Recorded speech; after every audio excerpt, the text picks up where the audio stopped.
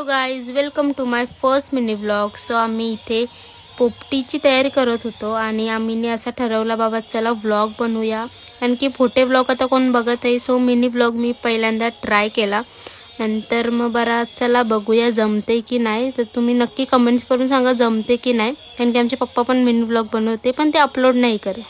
So इथे आम्ही mini व्लॉगमध्ये पोपटी दाखवणार आहोत. तिथे पोपटीसाठी आम्ही लाकूड तोडलं आहे. मामा बोलते हे बघ असा मस्तपैकी मिक्स केलं आहे. आणि नंतर मग मामाने लाकूड तोडून स्वतःच्या हाताने स्वतःच मस्तपैकी लाकूड असे हे करत होता, सगळा नीट ठेवत होता. नंतर मग आमच्या इथं पेंडा नव्हता म्हणून मग आई बोलतात काय केला ते.